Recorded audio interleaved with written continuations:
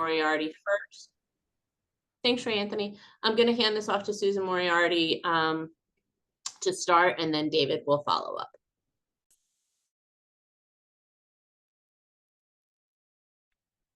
Susan, I can advance the slides for you.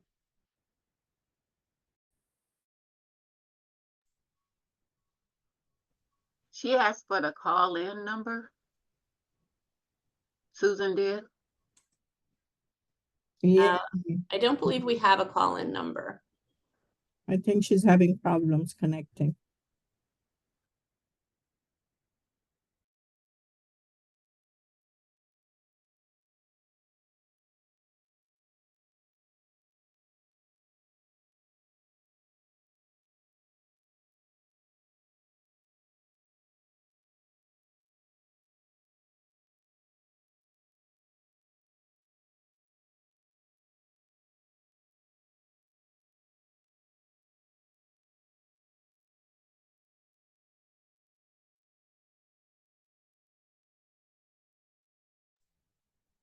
All right, it appears Susan is having difficulty getting her audio to work.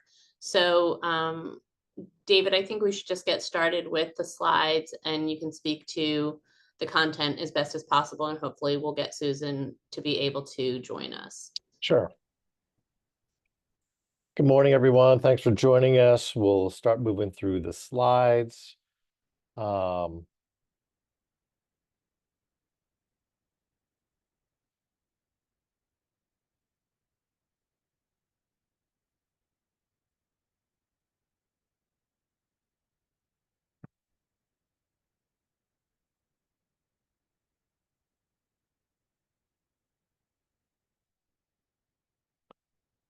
So for our agenda, we're going to start by discussing, sorry about that.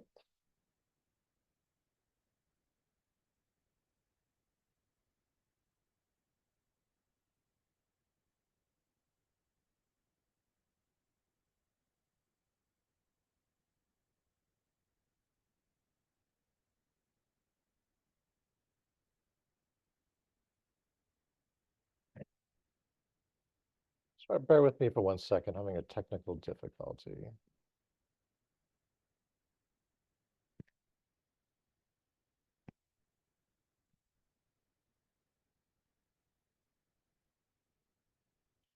Okay, we'll start with, so why do we collect the CDBG report data, then move into when do we collect and what do we collect.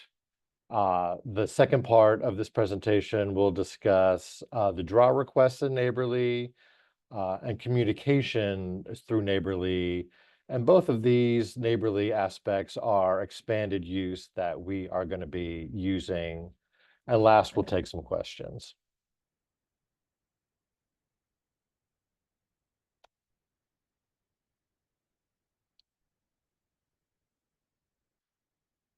So why do we collect data? Obviously, these are federal dollars that everyone is receiving that requires reporting back to HUD, and that happens through our office. And we are collecting the data on your efforts and how you spend your money. HUD has an IDIS system, which is their system of record where we upload the data to.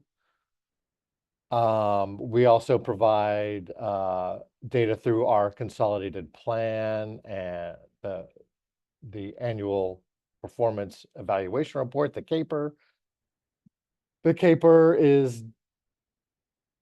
data is included in the DHCD annual report that is available to the public.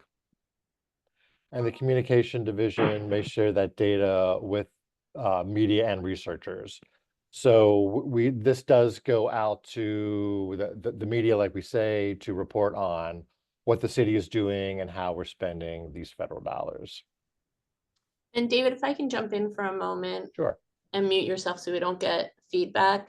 It's also important to understand that this is how we're demonstrating to HUD that you have completed the work that we are going to reimburse you for, that if it does not go into the IDIS system, that is the only proof that HUD uses to determine that the activity has actually been completed. And so the data collection is really critically important for that purpose, to actually demonstrate that you completed the things that you were going to complete for getting reimbursed. And it looks like the slides are moving pretty quickly, David. We might want to. We've jumped ahead several slides, it looks like. Yeah.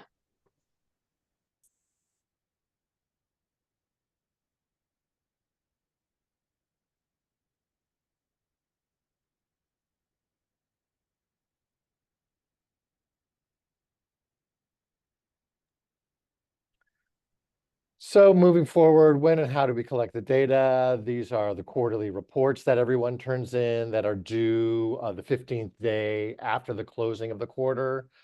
The quarters are based on the city's fiscal year, which is July 1st to June 30th.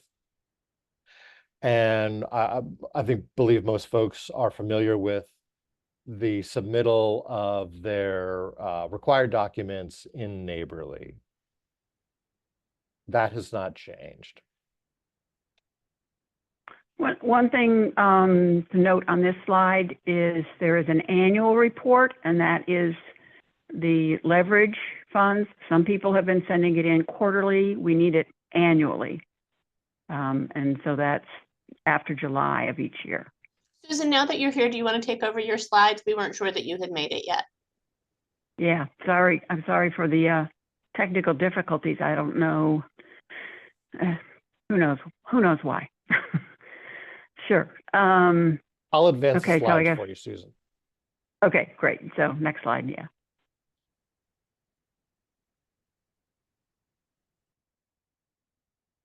So as Mary said, the point, which slide are we on?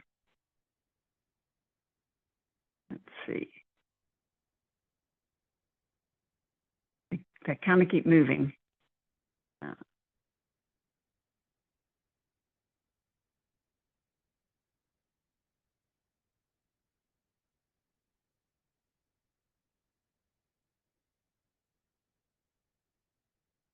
Yeah, there should be some before this that we haven't covered.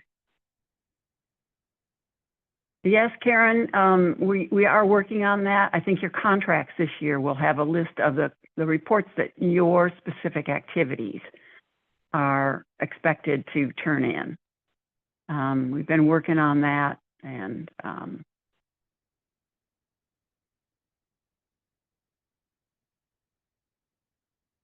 okay, well, they won't, the slides keep rotating, and so I'm not sure what I can do here. I'm not in control of the slides.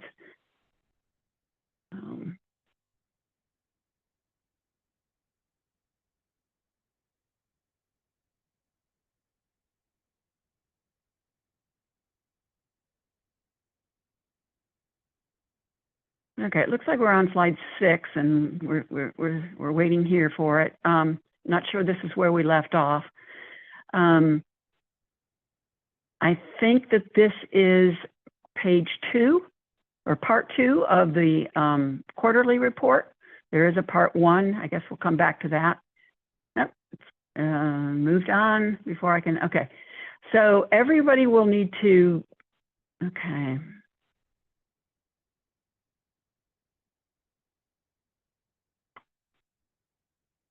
Seems to be on some kind of an automatic rotate here and doesn't give us enough time to talk about it.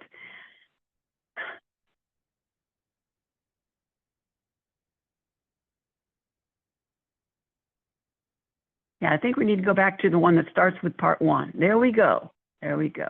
All right. So part 1 in your quarterly reports. Are there any questions about how to find the quarterly reports, first of all? If so, speak up or add a chat.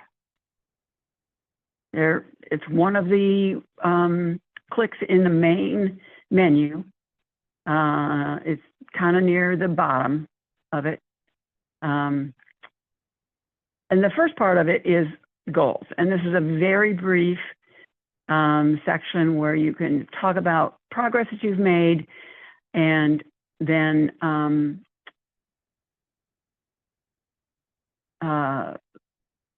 yes, Meredith, was that yes, you have a question about that, or yes, you know how to find them?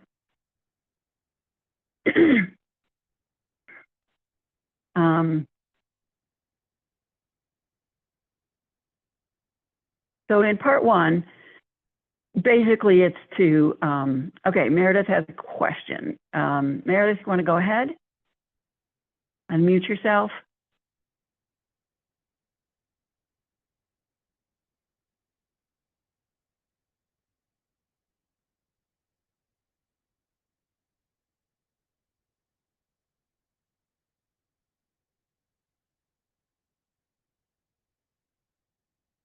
I'm not hearing a question, so if somebody is hearing it, could they repeat it, please? No, there's no audio. Meredith is having difficulty unmuting. Her question is Okay. where to find the report form on Neighborly. Okay. David, do we have a slide of the Neighborly, just a front up slide of Neighborly? Next one, yeah, good morning, David.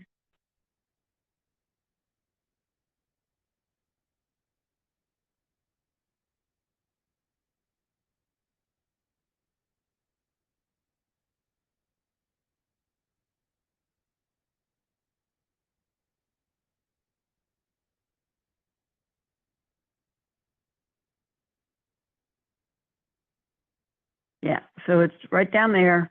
So it's the 2, 4, 6, 8, 8 thing in that menu at the left-hand side, okay? You click on that, and then you'll have 4 quarterly reports set up if you're operating. If you're contracted for an operating funds.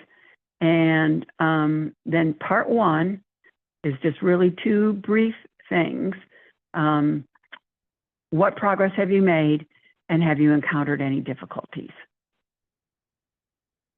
All right, part 2 is going to be different for each group. So everyone will have the very top part and the very bottom part, which on yours might look like you just have 2 sections. But the first section is going to be how many beneficiaries have you served, and then the very last part has to do with how much cost you've taken in and expended. The other sections depend upon what you are actually doing. So if you're doing a community benefit project, you won't have any of those race, ethnicity, and income type questions. If you're doing multiple activities that you would have to collect the race, ethnicity, and income for people, you won't have those because you're going to have to turn in Form 2s.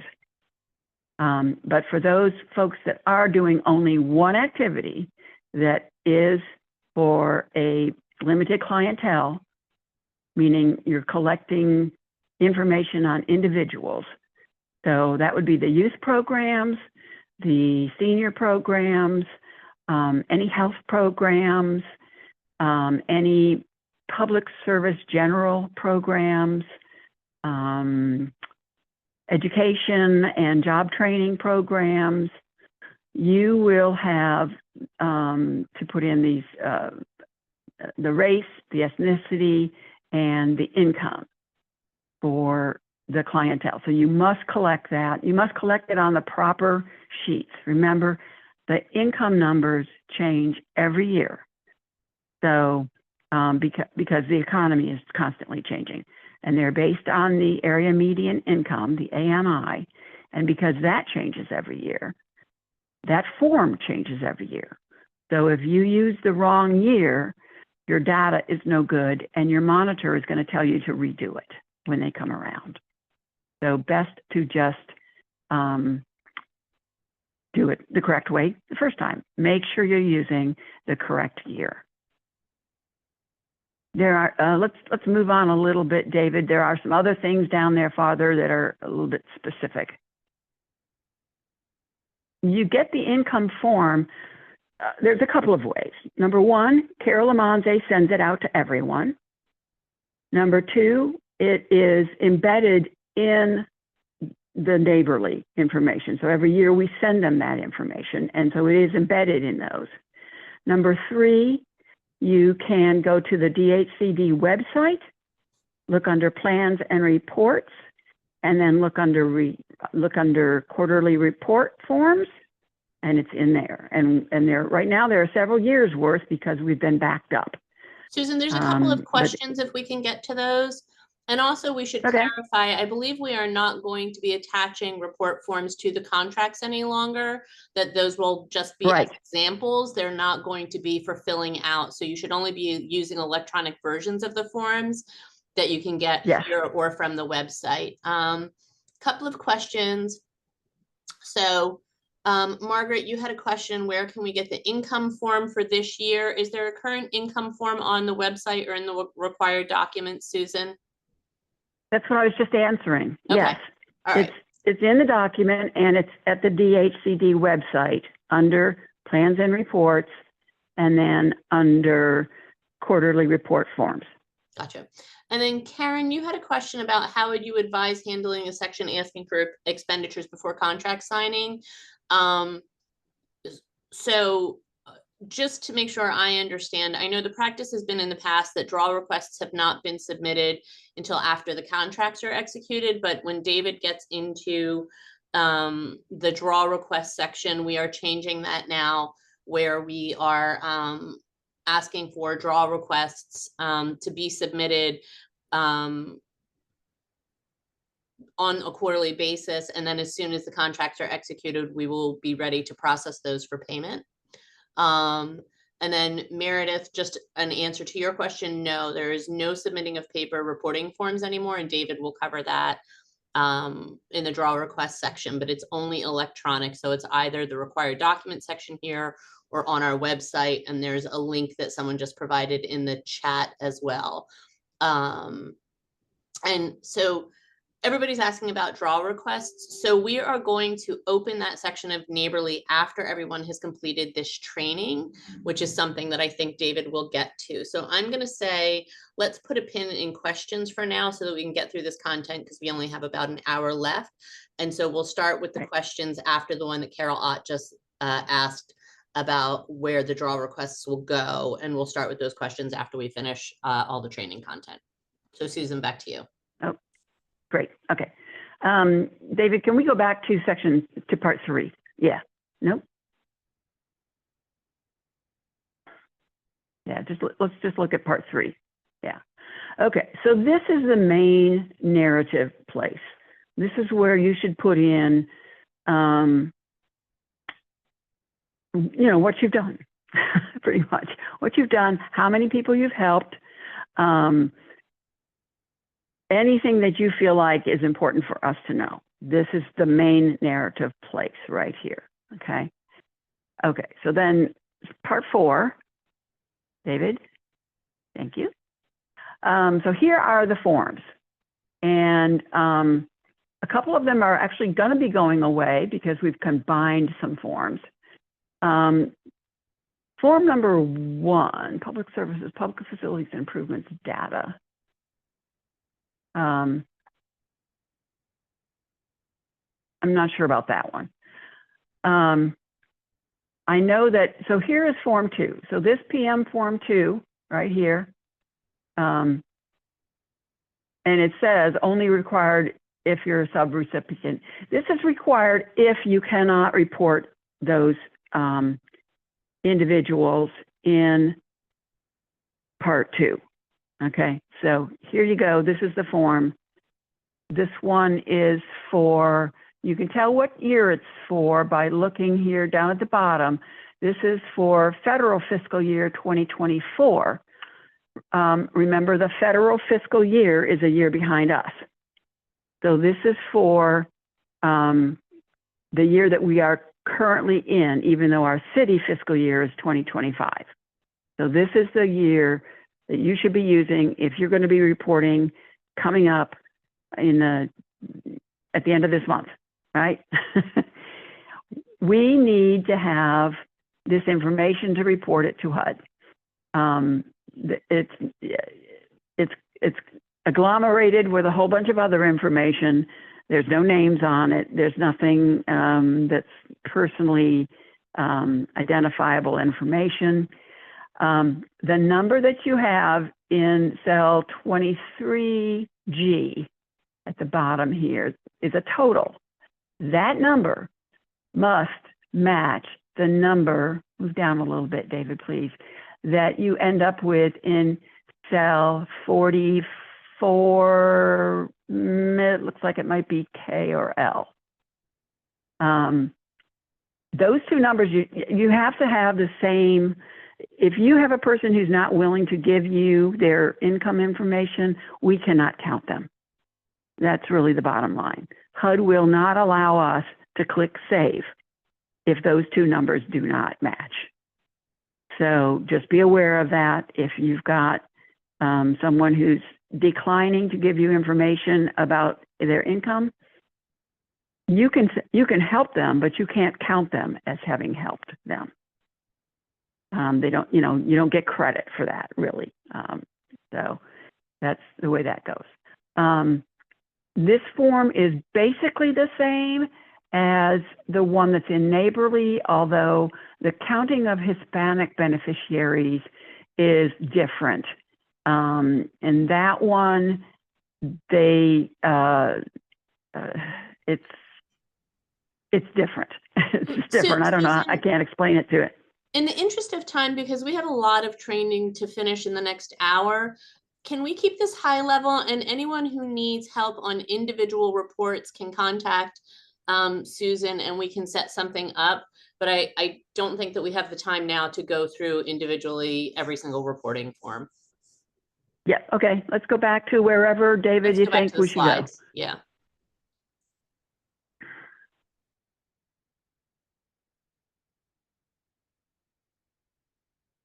Okay, yeah, so we've covered this one. This is part 2. We were at part 4. Keep going. Yeah. Okay, so here's where those forms get submitted. So if you're doing any kind of public service, as I said, social services, legal services, youth services, transportation, health, housing counseling, general public services, you're going to need to report most likely either the Form 2 or if Part 2 in your Neighborly app is open for you to report race and ethnicity and income, you can do it there. If it's not open, go ahead and fill in the Form 2. The Form 6 status of funds, right now that is being required. And PM Form 1, performance measurement data, we're working on combining forms, so there won't be quite so many of them. But those currently are what is required for these public service activities. And then everyone has to submit a Form 4, funding sources, with your last report of the year. So that's the report that you would do in July. Okay, next slide. Okay, housing construction. I was thinking there were a couple of other slides in between here though, David. No? Yeah, go up from this one. Where's the fair housing one? We talked about. Yeah, one up from this one. Okay, and let's go up one more. Okay, so here's employment services and job training. In addition to the Form 2, there is a Form 4 that is for job creation. And then again, the status of funds, the performance measurement data, and the annual report of your other funding sources. So, there's an extra form that if you're doing job employment training, has to be filled out. Okay, next form. Next slide, sorry. So for fair housing, again, you have the Form 2. And this is assuming that you're doing the fair housing that is, doing the testing. There are a couple of groups that do fair housing that is really area benefit. And so for area benefit, you would not have race, ethnicity, and income because you're serving an entire community. But if you're doing the testing, and I think we have one group that's just doing that, they would need to submit the Form 2. There is a Form 6, which is status of funds. They have to submit that. There's a Form 7, which is fair housing. They need to submit that. The PM Form 1, everyone seems to need to do that, and the Form 4, funding sources, again, at the end of the year. Not every quarter, but at the end of the year. Okay, next slide. Okay, this one, let's move on, David. I'm not sure what this is. Yeah.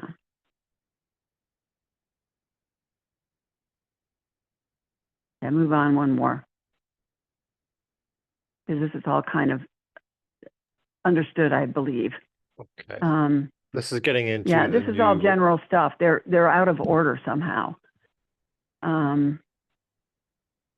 Here's this one might be yours though, David. Yeah, so this is Yeah, go ahead then, transitioning yeah. into the draw requests. Okay. Okay, so Yeah, we're expanding the use of Neighborly, which will do several things. We want to align all the subgrantees reporting for purposes of equity, so everyone is being treated the same, and they're reporting to us. Greater accountability and documentation via Neighborly for the subgrantees and for the CDBG staff. So we have clear documentation and can refer back to that through the Neighborly portal. And the alignment of draw requests with the corresponding accomplishments that are being turned in. That is aligning for the quarterly reports. That is making that alignment of what you're doing for the money you're requesting. And additionally, I'll say that as far as the requirements for HUD, they are becoming more stringent, and the reporting in Neighborly is a key part of our reporting back to HUD on everyone's accomplishments. Something new, all subrecipients will make draw requests and report the accomplishments quarterly through your Neighborly portal, and that gets created when you open up an application for funding. Reporting out of cycle or combining reporting periods or just doing year-end reporting will not be accepted and negatively impact the scoring for next year's application. Should you look for an application for next year? So David, and if I can just weigh in on that, they actually just won't be processed. So we will only be processing quarterly draw requests. We will not process combined draw requests or monthly draw requests. It'll be quarterly draw requests only that will be processed.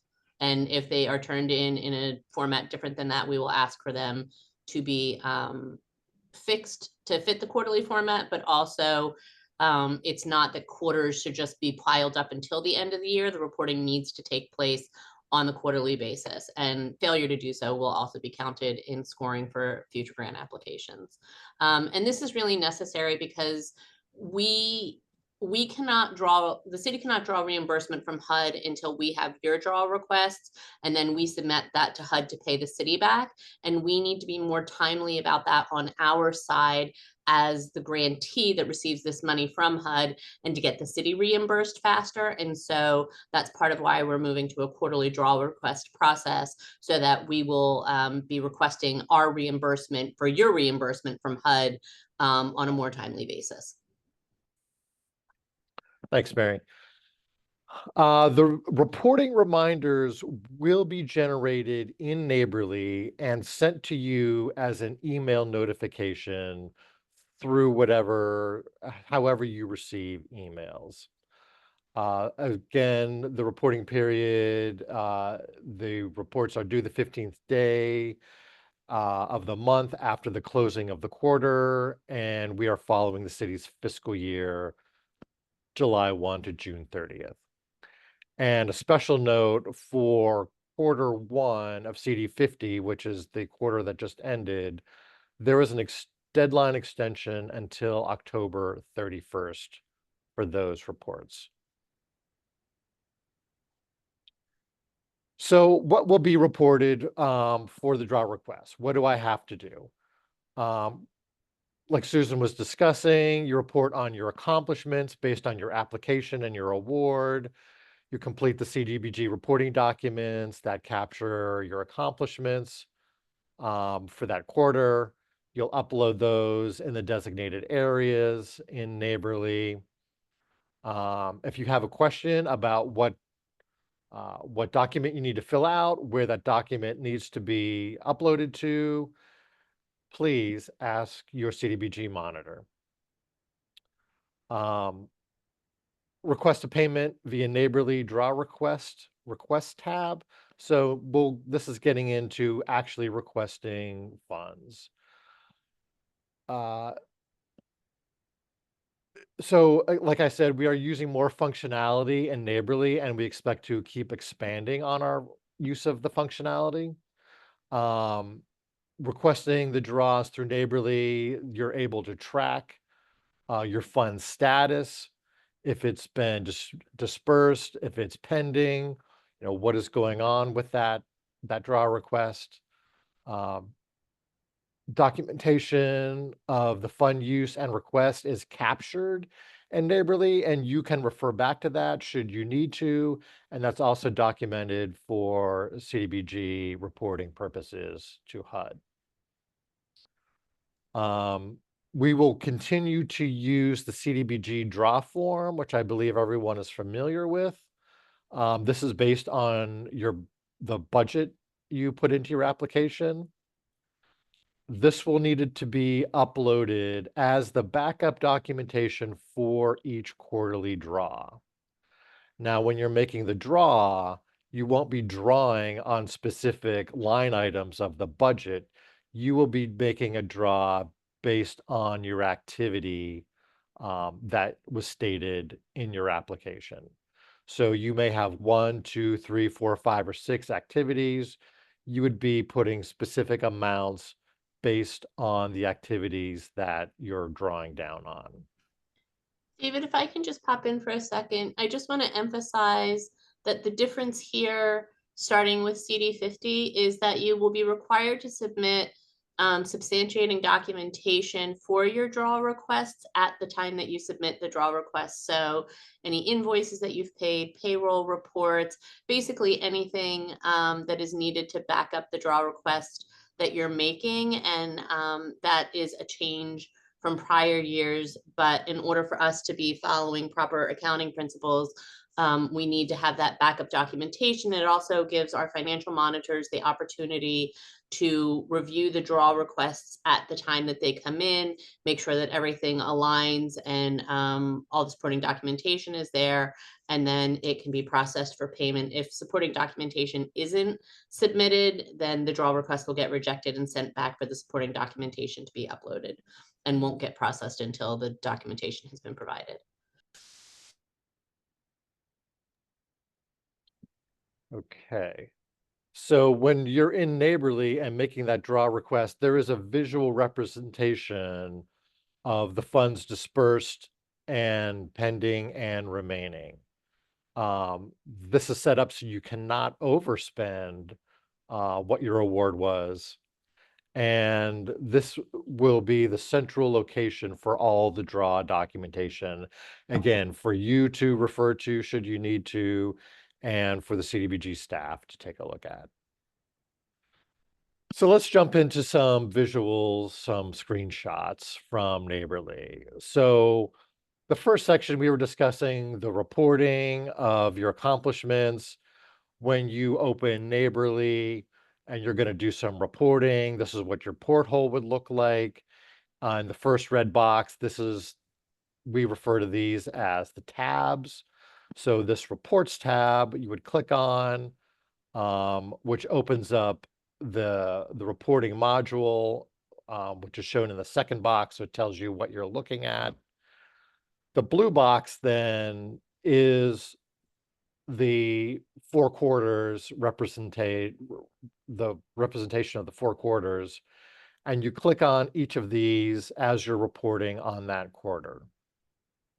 And the yellow box over here, the 3 buttons will allow you to do different actions, different uploads for that quarter you're reporting on. So when you click on that yellow button, it's going to open up the 4 parts and the submit option for your accomplishments reporting. As Susan discussed earlier, she went through the parts 1, 2, and 3, and then we were looking at part 4, where the documents are kept and where you would upload. When you've completed that aspect, you would hit the submit button, which submits the full quarterly report. If you're in an intermediate, if you've completed parts 1 and 2 and are working on 3, you want to be hitting the save button.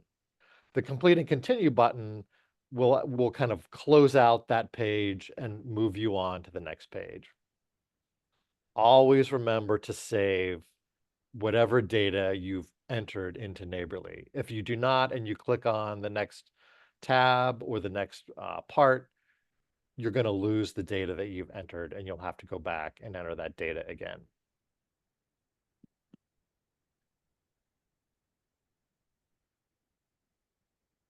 Moving on to draw requests.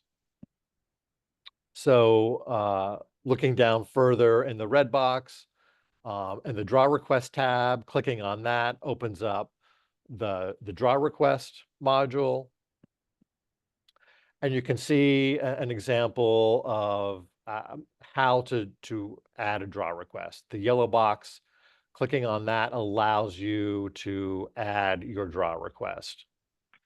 This orange box I will come to in the next slide or so, but this is an example of a draw request that I started, and then I can see in the status that I canceled. So in the blue box will show you all of your draw requests made, whether you started them and canceled them for some reason, or you actually went through and submitted that draw request. When you click on add a draw request, the next screen you're going to see is this pop-up called add a draw request. You cannot add the draw request without entering a description.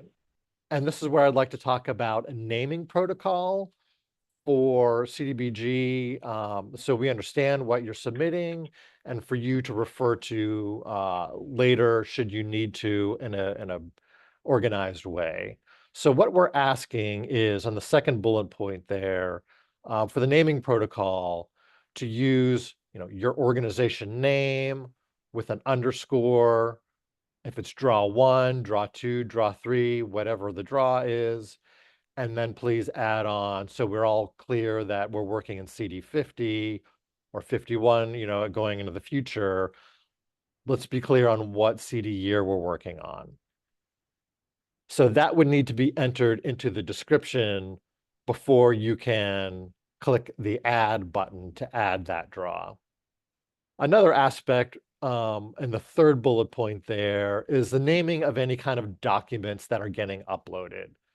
Please follow that same naming protocol where it's the organization name with an underscore, a draw, whatever the form is you're uploading. In this example, it was the draw form 1, and then at the end, the CD 50 year. So once you've typed in the organization name, draw 1, CD 50, and you click the add button,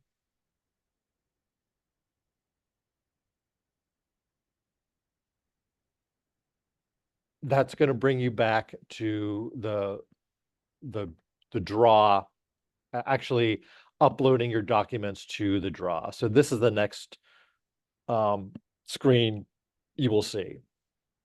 Again, in the red boxes, you can see we're still in the draw request tab and the with the arrow pointing to the draw request. So this is the draw request page. Following this purple arrow down, the tab is letting you know that you're making the draw request. And in the blue box, you can see here that the name of the draw request is populating from the previous screen. In the yellow box, that is where you'll upload files, which is your backup documentation for your draw request. And then in the orange box, I was not able to capture the full screen, so we'll bump down here in a minute. But this is where you would add the amount of money you're requesting for your activity. Under category, the activity that was stated in your application would be located there. And in the clear box, that is where you'd be entering the amount requested. Bumping down to the bottom part again, it's the same orange box where you're entering the amount that you're requesting. You can also see in the titles here, your available balance. In this example, there was $1 is the total balance. Other disbursements will also, going forward, would show you the other disbursements that were made for other reporting periods. Again, you want to hit submit to submit that. If for some reason you made a mistake, you need to cancel, you can cancel that. And in that previous slide, you can see that it captured the fact that there was a canceled draw request that was not processed. You can see the NAs in the dispersed amounts. So when you have completed the draw request to your liking and you hit the submit button, you're going to see this screen, which is a confirmation screen. It's telling you how much you're requesting. In this case, I submitted for 50 cents, asking you, do you want to proceed? And you're going to click on the proceed button. And there is another screen, another confirmation screen asking you to confirm the draw request.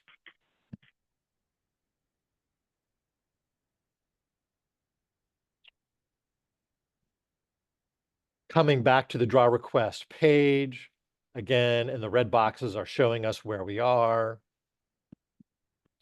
The blue box then is showing the status. So in this example, the amount requested was 50 cents. Following the purple arrow down, you can see that the data being captured here is for the 50 cents and the amount requested. So that's reinforcing the amount that you've requested as the draw. There is a second tab in this page called Workflow that's represented in the yellow box. So clicking on the yellow tab would pop up this screen, which is going to show you where in the workflow your disbursement, your draw request is. And this is not showing the names of who is processing, but once that is sent to the CDBG staff and they've received it, you'd be able to see who is reviewing and approving your draw at any given time.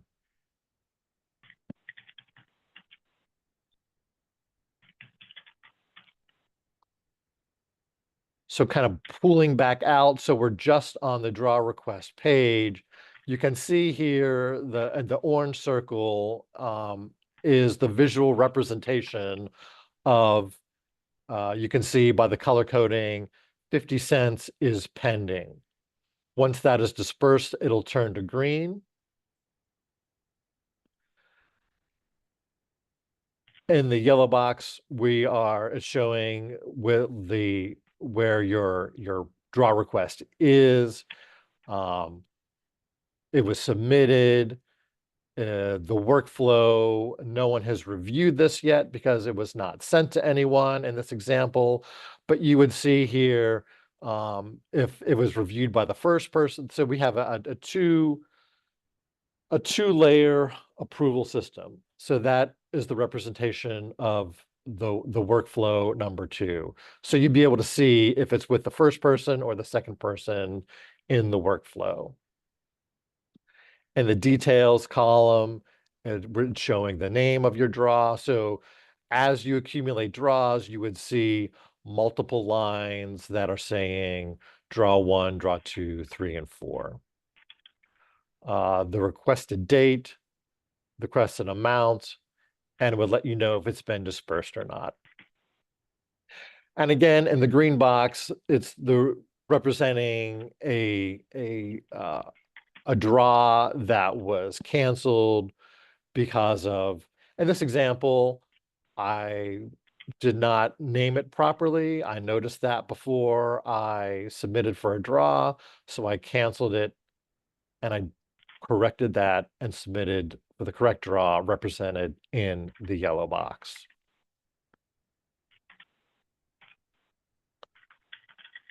So also in Neighborly, we are expanding the use of communications.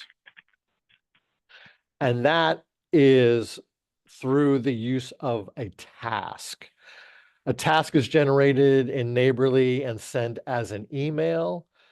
This is a representation of an email you might receive if you are sent a task. There's some redaction I included in this example. So in the red box is a representation of what you're being asked to do. So this is noting there's a task assignment. In this example, it was for housing preservation programs. And in your email, it would say, you know, your organization. It'd be task assignment for your organization. Moving down, the case name would be the name of your organization.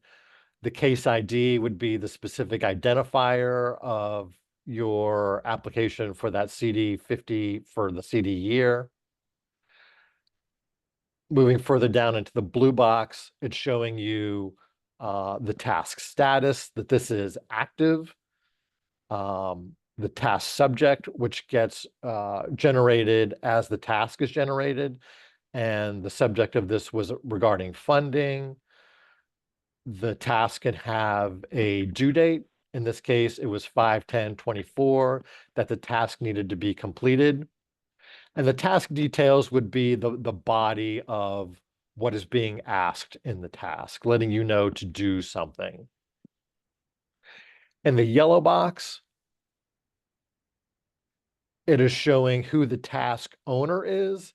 In this example, I was the task owner. The owner is the person that has to do the thing. They own the task. The task follower, in this case, it was Cheryl. Cheryl created the task for me to do something. So the follower is the creator of the task, the person asking for something to be done, and the owner is the person that owns the task, the person that has to do the what is being asked.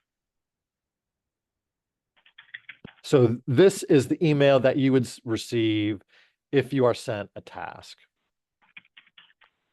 In your portal, so let me go back to this slide. You can see that there is a link here at the bottom, which would take you directly to Neighborly. You can open up your Neighborly and you could copy and paste your case ID, which would take you to your Neighborly portal. When you open up your Neighborly portal, you can see in the red box, it's showing my tasks. So this is a list of tasks that at a particular time were for me to address. And in the blue box, showing the action, when you click on view the task, this is the screen you'd be looking at. And again, so in the red box, we're in the details section. It's telling you the subject. In this case, there was a notification about quarterly reports for CD48. The details, this is a scrollable field, and this is going to tell you what is being asked of you. Here, again, it's the owner was myself, and the followers, the people that were asking me to do something, were the CDBG staff. As you complete the task, you would want to change the status to complete and hit save. When you mark this as complete, you can see here the status will show complete as it is completed. If it's not complete, it will show whatever status that task is in. So when you hit save, that would either complete the task, letting the CDBG staff know that it was completed, or not. In this next tab, messages, where the blue arrow is pointing to, this is a way for you to communicate back to the CDBG staff regarding that task.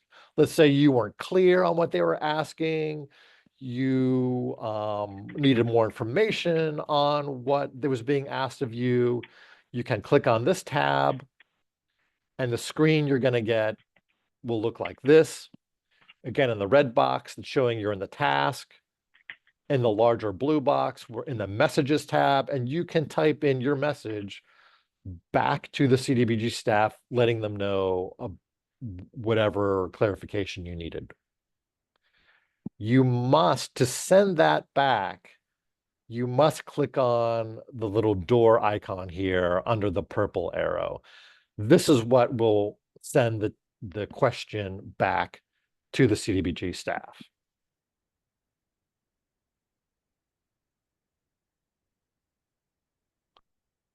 And this is an email that will go back to the CDBG staff, letting them know that there was a response to their task. And in the red box, the title of this email is New Task Message Posted. So the CDBG staff person will know that there was a follow-up to their ask. And in the blue box here, it's going to let them know that who the message was posted by. So in this example, it was me asking a question back. And the message here will be shown, whatever your question was, the text of your question will be shown here in the message section. The CDBG staff would then know to open up your CDBG account, take a look at what's being asked, and respond back to you.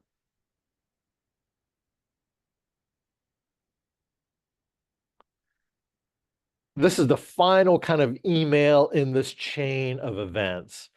You can see by this purple arrow, the task status is now marked as complete. And it's giving you the same information that we looked at earlier. It's defining who you are as the organization, what your individual case ID is, what that task subject was, what the due date was, and what the details of that task were. So we want to be clear in the second bullet point here in red that we are not uploading documents to a task unless directed by the CDBG staff to do that. If the CDBG staff is asking you to revise a document, or a document was missing, you want to upload that document in the appropriate neighborly location. Because your neighborly porthole is how we are capturing your reporting data, not in the tasks. The task is just a way to communicate back and forth about a specific topic, and then that task information gets captured as part of your case file. So we can always refer back to that exchange should we need to. But again, please do not upload documents to a task unless you're directed to. If the task is asking you to make a revision, or there's a missing document, those documents will be needed to be uploaded in the appropriate section of Neighborly. David, another thing to point out with this is also it should not be emailed to any staff, like using just regular email. So if a revision or a document that is part of your record is being requested, it has to be uploaded in the section, the according section of Neighborly, not sent to anyone via email or through this task function. Everything needs to be done through the Neighborly portal. Thanks for that. Yes, that's another point we should make. So that was my last slide on communicating through Neighborly, and then the previous slides about draw requests. If folks have questions.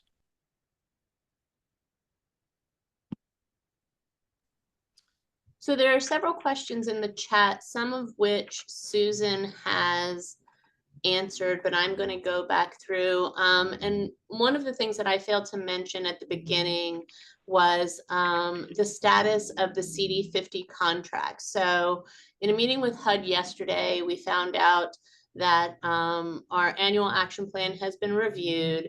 It is ready for approval by HUD, but we will not be able to get our signed grant agreement, the city signed grant agreement, until somewhere around the end of October or early November, because HUD's financial department in Fort Worth, Texas is currently closed as they're closing out their fiscal year that ended on September 30th. And so like grant agreements cannot be signed until that opens back up again. Our goal right now is to take the operating agreements and our grant agreement for the award for CD50 to the November 20th Board of Estimates meeting. It's going to be a tight turnaround timeline on that, because we have to have the grant agreement back and signed by around November 4th for us to submit for our Board of Estimates process, which there's a several week lead time on that. But we are aiming for a November 20th board meeting, and then contracts would start getting executed immediately thereafter, and then draw requests can get processed. So just a timing update for you all with regards to where we are with the annual action plan. It is sitting with HUD, and they cannot do anything until their financial division reopens sometime in the next several weeks. So as we learn more about that, we will let you know about that, but just a heads up on that. So let me scroll back through. I just want to see if there are any questions that were not there probably were some questions that I did not answer, particularly if it had to do with submitting the draw requests. Right. So yeah. And just to, so folks have asked for a list of all the reporting forms. Links have been provided in the chat. I would ask everyone to, just scroll back through the chat to see if any of your questions got answered, because the chat was moving pretty quickly.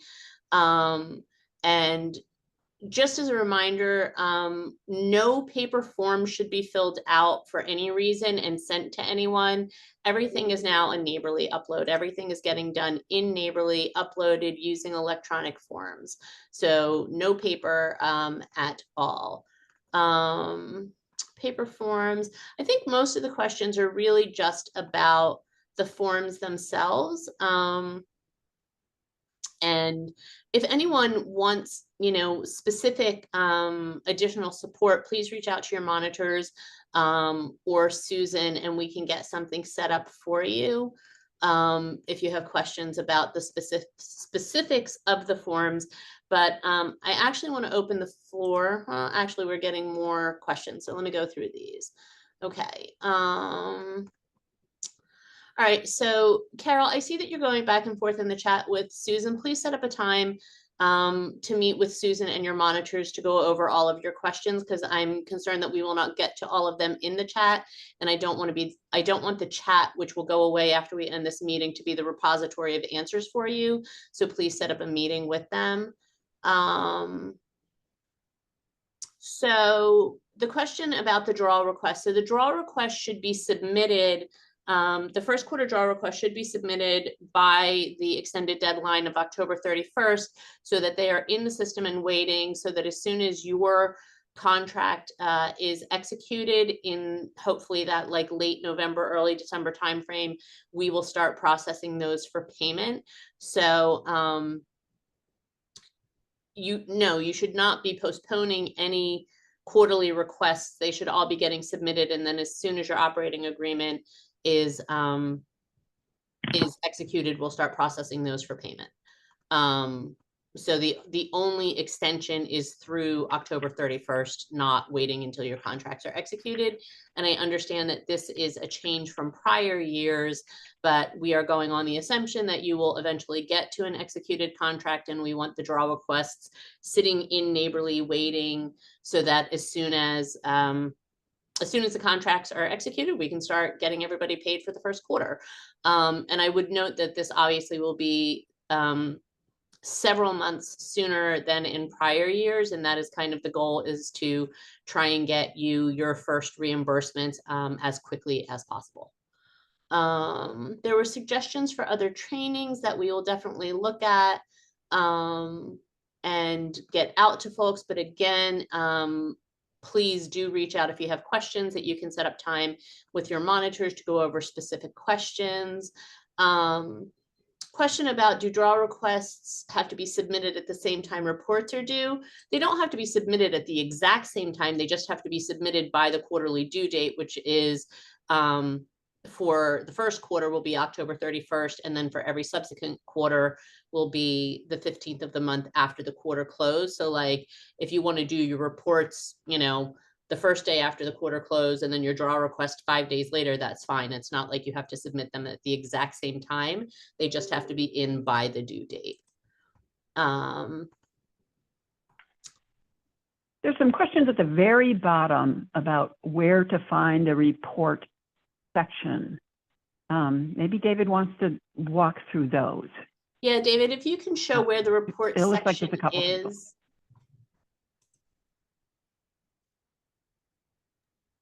Sure. So back to Neighborly, the reports you'll be using are in the reports tab. So this is where we had parts 1, 2, 3, and 4. Part 4, these are all links to the reporting documents, and then those correspond to uploading in the lower section here. And again, once you've uploaded, you'll want to hit save to save what you've done, or if you're completed your uploading, it's a complete and continue if you've completed all your uploading. So if again, your screen does not show everything on that far left side, that drop-down menu, you need to contact us. Send an email to David Fielder or to me, because it sounds, if that's the case, then you may have a problem with your Neighborly setup. But everyone should have the same left side drop-down. That's the main menu. And there are some questions about where the CD50 awards. That is why we are extending the due date until October 31st, because we are still getting those set up in Neighborly. So if you don't currently see your award, it's because we have not set those budgets up yet, which is why we have provided the extended deadline. So really the reporting period for all intents and purposes is going to be, David, when do we think we'll have the budget set up by? that is happening as we speak. I would imagine by mid next week, all of the budgets will be set up. So we'll send out an email to everyone letting you know when the budgets have been set up. So if you can't see your CD50 award or your budget, it's because we haven't set it up yet. So that's why we've created the extension to the filing deadline. Sorry for not clarifying that earlier on. That's why we extended. So to just provide a little more clarity, so as a recipient, this is what your porthole would look like. So in the past, I was a subrecipient.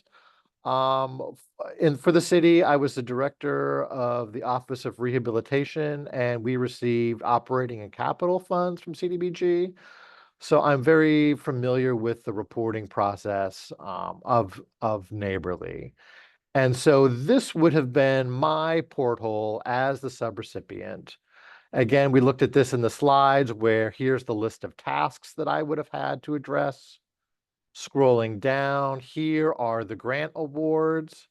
And I'll click on, so this particular one was for FY23. When you open that, this is your dashboard. Here is your reporting area. This is broken out into your 4 quarterly reports. I'll open up previous. I'll open up this previous report.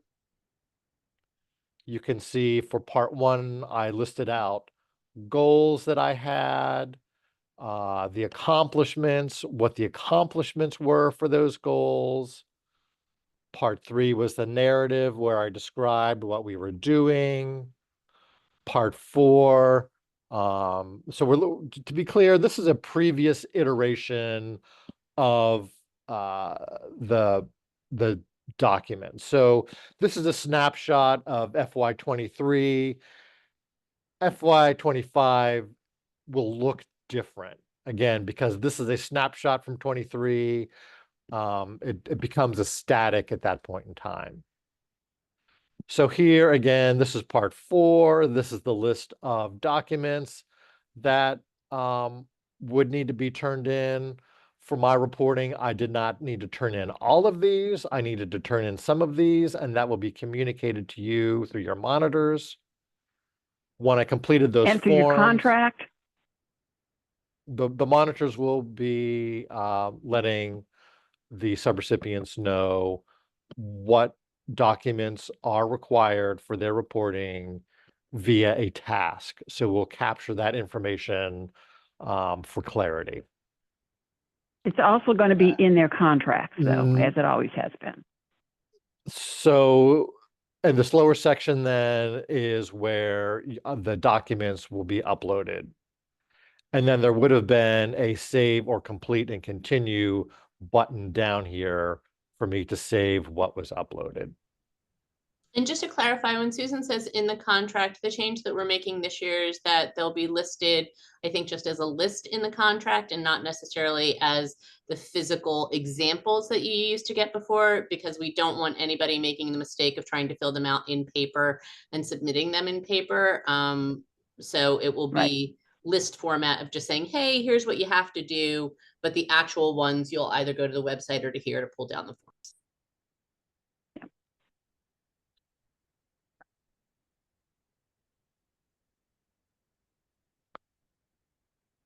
So yeah, so this is what the subrecipient porthole looks like.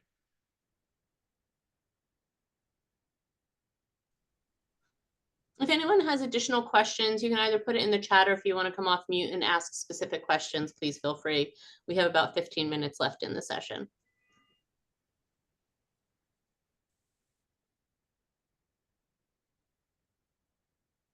Good morning, everyone. This is the, I think, second year that we're using Neighborly, and I think we were a little confused with it last year. So I just wanted to clarify something you had commented about. As we submit the quarterly draw request, all documentation to go with that to support the request, like our health insurance bills, the entire payroll, and every payroll, all need to be uploaded at that time.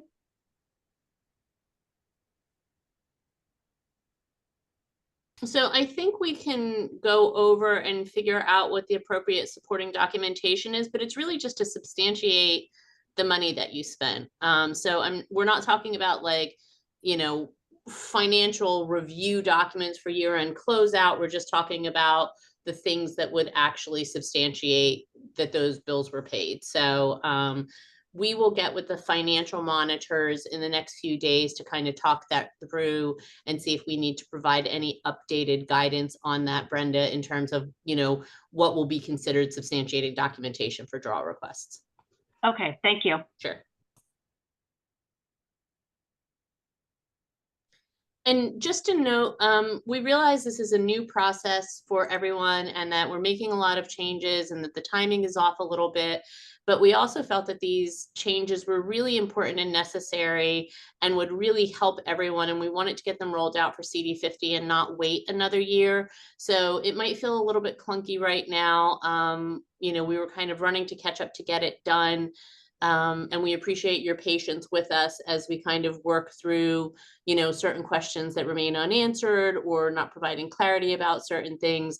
But we just really felt that it would be advantageous to get these enhanced neighborly functions rolled out to everyone for CD50. So CD50 might be the year that we're working out a few kinks in the system, and just in advance appreciate your understanding and your patience on that.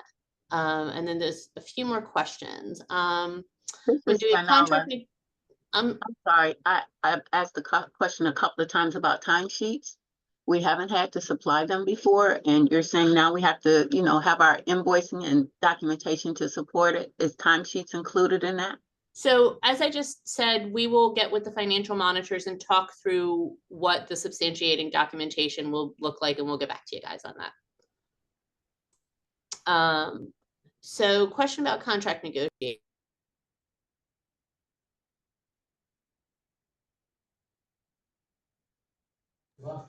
Yeah, so sorry, I muted myself, and then I couldn't unmute myself. So for contract negotiations with changing the budget, so we requested revised budgets several weeks ago, probably well over a month and a half ago now. There will be no additional changes to the budgets. We are finding that it is making it too difficult for us to actually get to the point of getting the action plan and the contracts to the board when people are requesting changes. So organizations really need to budget according to what they expect to actually need to spend on what expenses in the period. I know that we have been more relaxed about that in the past, and that has just caused us a lot of administrative challenges that we really just can't continue. So if you submitted a revised budget, that is what is going to the board, and there are no opportunities to revise the budget from here forward. Who's the user accounts administrator for our portal? Sam, can you clarify that question? Can you come off mute and clarify your question about the accounts administrator?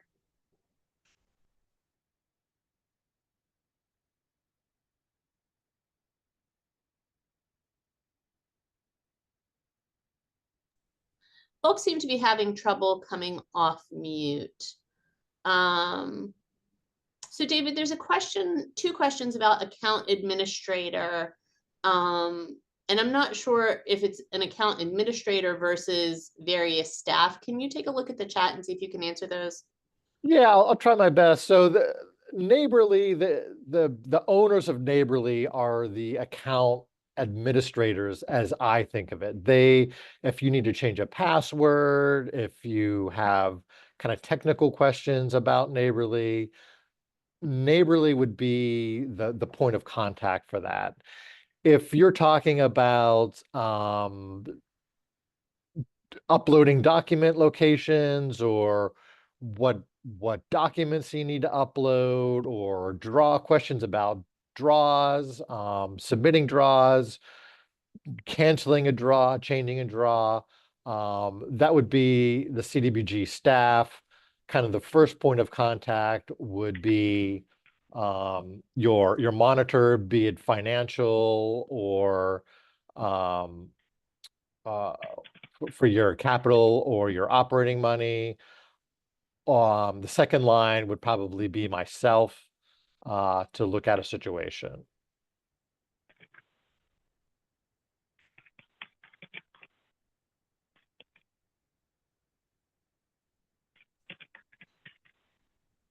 So another question about budget modifications. So I want to make sure that we're not using different terms, but know what is applied for during the application period, and then when we do revised budgets based on the awarded amount. So say you applied for one amount and we awarded another amount, usually because the request was just larger than what we could sustain, that there isn't changing to the budgets after the revised budget process. So during the grant term, no, there are definitely not modifications to the budget. What you are awarded in the annual action plan is what stands during the award period. Because any change to the budget during the grant term would have to go to the Board of Estimates and would have to return to the Board of Estimates for approval.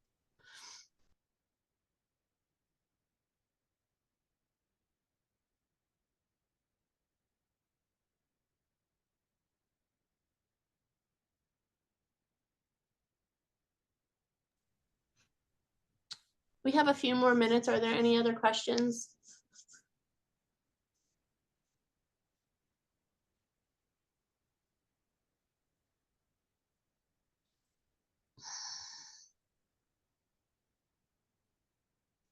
Karen, I see your question about budgets. Please reach out to Carol on this and we can set up some time to talk. And Sam, I saw your response. Talk to Jamie. I think she is probably the administrator for MOCFS for applications, or maybe Angela Whitaker. So check with them. I'm not sure if they can grant you administrator rights or if that's something we have to do, but check with them. Meredith, if you have a question, who do we contact? Is the question specific to something or just questions in general?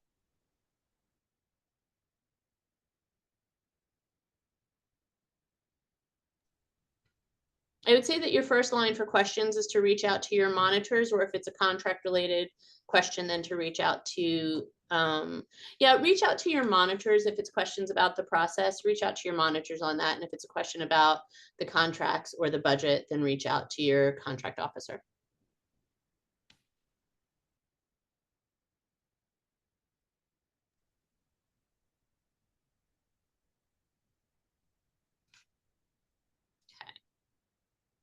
Okay, are there any other questions? So we will take these slides and we will post them up on our website, and we'll let everyone know when they are posted on the website, and get those up there. If you have any questions about anything, reach out to your monitors.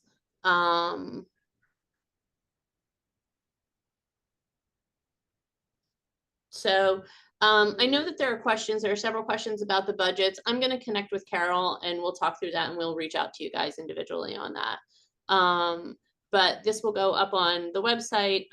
We will probably release the recording as well on the website, if you want to kind of look through the slides as we kind of went through them and the discussion around them. But again, do feel free to reach out to your monitors to set up specific times to talk more thoroughly through this stuff. So we appreciate you all taking the time this morning. We will be doing another training next week. If you feel like sitting in again, feel free to register for that.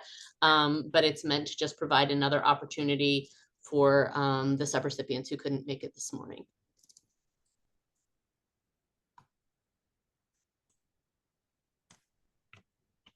All right. Thank you all for your time today. Thank you all.